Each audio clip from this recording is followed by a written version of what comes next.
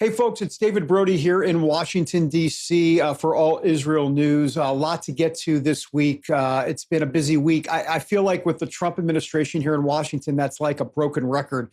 We're saying that constantly. But this Board of Peace meeting, let's really focus in on that. Once again, lots to focus on in terms of other topics. But trust me, at some point as we move through the weeks and months, we'll get to all of it. But this Board of Peace is interesting. And before we get to the actual Board of Peace details and everything that went down, let's start with this parameter here, which is Donald Trump sees himself as the peace president. He sees himself not just as the peace president for the United States. He does, of course, right? Make America great again. But he also sees himself as, in essence, a world leader on the peace stage. And I think that's important to understand that we didn't see this version of Donald Trump in 2017 when he first became president.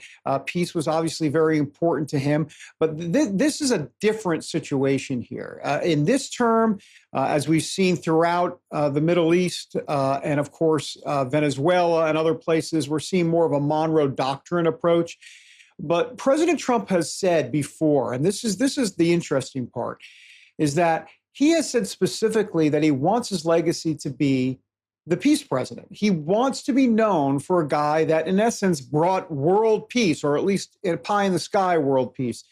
That has always, to me at least, seemed a bit quite different than what he would suggest, in that first Trump administration when it was Make America Great Again. It's still Make America Great Again, but there's the world peace element. So that backdrop leads us to, of course, the Board of Peace. And by the way, Trump, as everyone knows out there, he is the chairman of the board. I mean, would he have it any other way? I mean, the truth is, of course he wouldn't.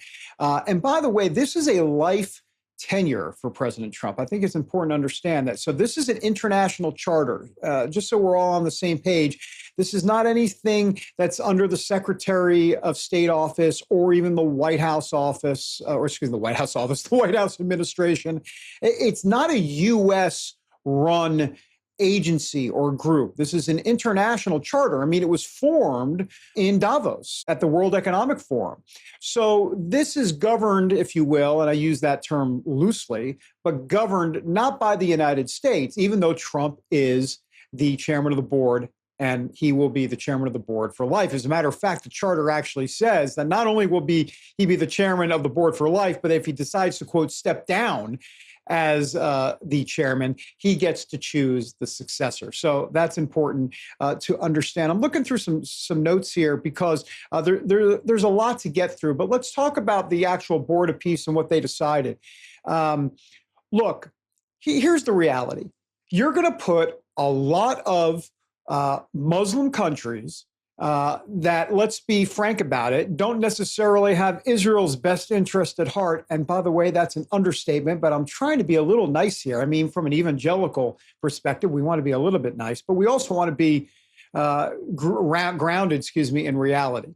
So you're going to put a bunch of Muslim countries in charge of some sort of Palestinian force.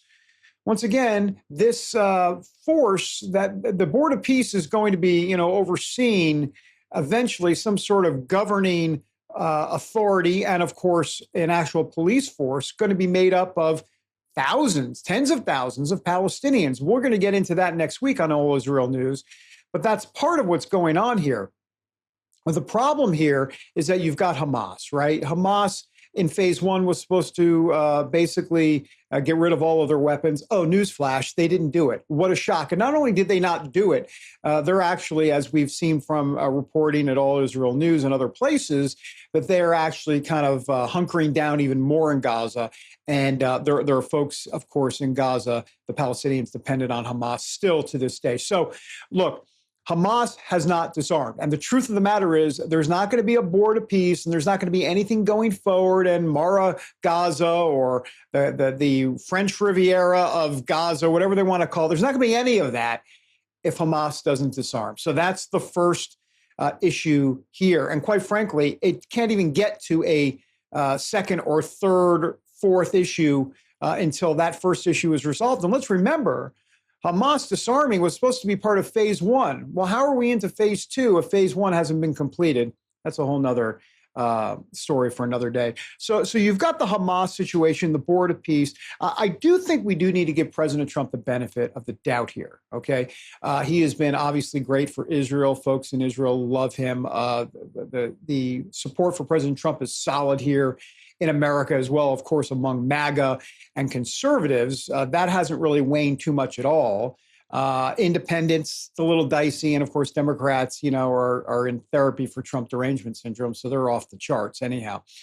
But he needs to be given the benefit of the doubt, when it comes to what he's doing here with the Board of Peace. He's been so good for Israel on everything, right? Moving the U.S. Embassy to Jerusalem, Operation Midnight Hammer.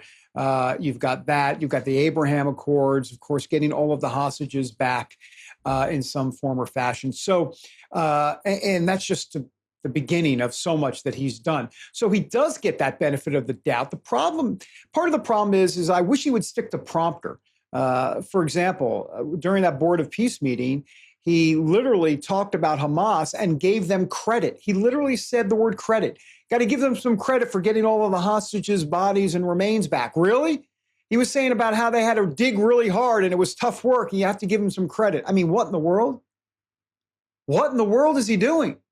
And that's where I get back to the benefit of the doubt. Like, look, Trump, please stick to prompter. He won't do it. But the truth of the matter is, if Trump was ever on prompter, he would never have been president of the United States. I mean, that's the truth of the matter. So we give him a little grace based on the fact that we hope that we know that he's got Israel's back. The question is, we hope that this Board of Peace turns into something fruitful for Israel. But clearly, I'm not convinced of it yet. And of course, I think most people are not as well. So there's all that to kind of consider.